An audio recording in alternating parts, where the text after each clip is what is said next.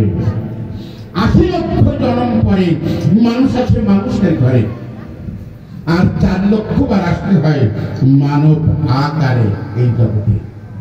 তারপরে একটা পরিপূর্ণ মানুষ হয়।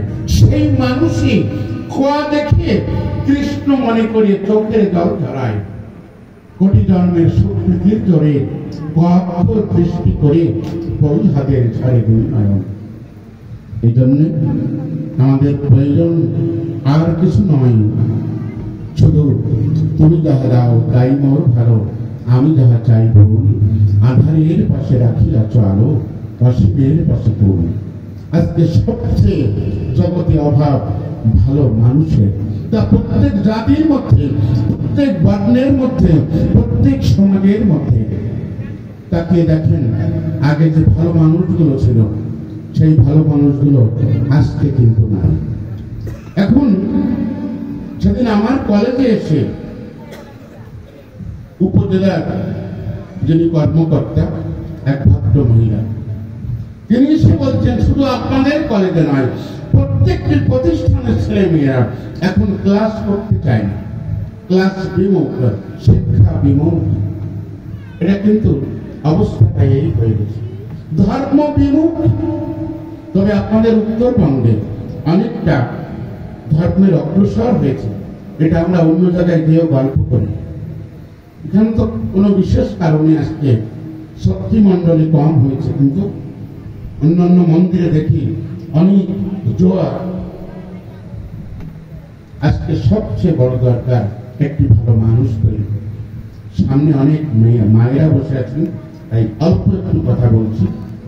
একটি মা ধর্ম আচরণ যদি করে, একটা উন্নত আত্মাকে আকর্ষণ করে জগতে নিয়ে আসতে পারে, পরিপূর্ণ বিশুদ্ধ ধর্ম আচরণের মধ্য দিয়ে।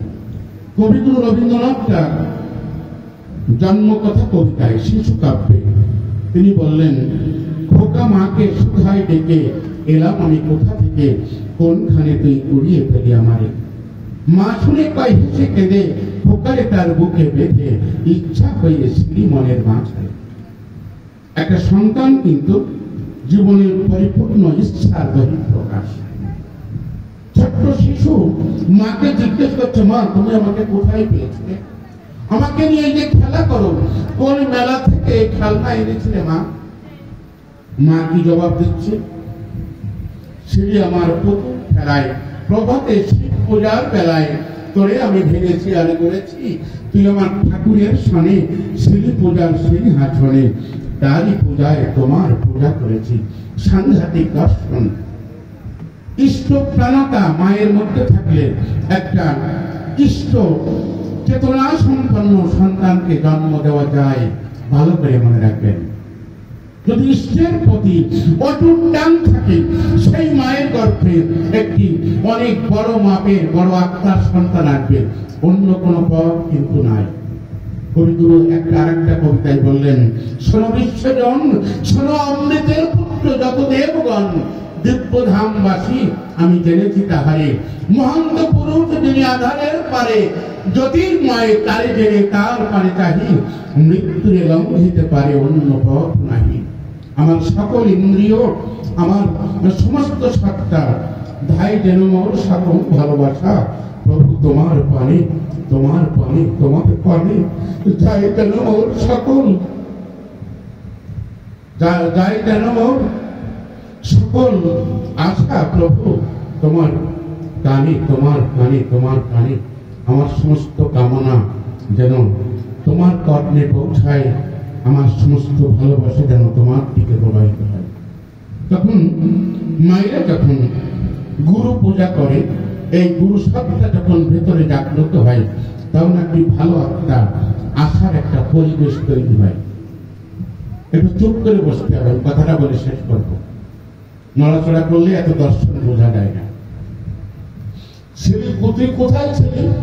বাচ্চাকে জবাব দিচ্ছে ছোট্ট শিশুকে, ছেলে আমার পুতুল খেলায়, প্রভাতে শিব পূজার বেলায়। মায়েরা শিব পূজা করে না? ছেলে আমার পুতুল খেলায়, প্রভাতে শিব পূজার বেলায়, তোরে আমি ভেঙেছি আর গড়েছি, তুই আমার ঠাকুরের শনি, ছেলে পূজার সিংহাসনে, কালী পূজায় তোমার পূজা করেছি। তারপরে যৌবন এলো দেহে, যৌবনেতে যখন হিয়া উঠেছিল প্রস্ফুটিয়া, তুই ছিলি সৌরভের মতো মেলাইয়ে, আমার তরুণ অঙ্গে অঙ্গে জড়িয়েছিলি সঙ্গে সঙ্গে তোর লাবণ্য কোমলতা বিলাই। সব দেবতার আদরের ধন, নিত্যকালের তুই পুরাতন, নিত্যকালের তুই পুরাতন। মানে আমরা অনন্তকাল ছিলাম, আবার নতুন হয়ে জগতে আসি। নিত্যকালের তুই পুরাতন, তুই প্রভাতের আলোর সমবয়সী, নিম্নে মেখে তোমায় হেরে তোর রহস্য বুঝি নেড়ে। সবার ছেলে আমার হলি কেমনে, হারাই হারাই ভয়ে গোটাই, বুকে চেপে রাখতে যে চাই, কেঁদে মরি একটু সরে দাঁড়ালে, না জানি কোন মায়ায় ফেলে, বিশ্বের ধন রাখবো বেঁধে, আমার একটি বাহুতে দাঁড়ালে। বিশ্বের ধন একটি শিশু কিন্তু সমস্ত বিশ্বের ধন। মহাপ্রভু যখন বললেন আমি সন্ন্যাস করব না মা, তখন সচিরানী বললেন না, সন্ন্যাসটাকে করতেই হবে, তুই তো আমার একার না নিবা, তুই যে জগতের সবার। মহাপ্রভু বলছেন তুমি যে কাঁদছো, তবু আমি সন্ন্যাস করবো? দোষে আমি কাঁদবো, বৌমা কাঁদবে। আমাদের দুইজনের কান্নার মধ্যে এক নতুন বিরহের যমুনা তৈরি হবে, তুই তার ওপরে দাঁড়িয়ে সন্ন্যাসের বাঁশি বাজাবি। কোন মহান মানুষ জগতে একার নয়। আমাদের সেদিনকার ছোট্ট ছেলে মাধব, ওর নাম রেখেছিলাম কয়েকদিন আগের কথা। সে দেখেছেন কত সুন্দর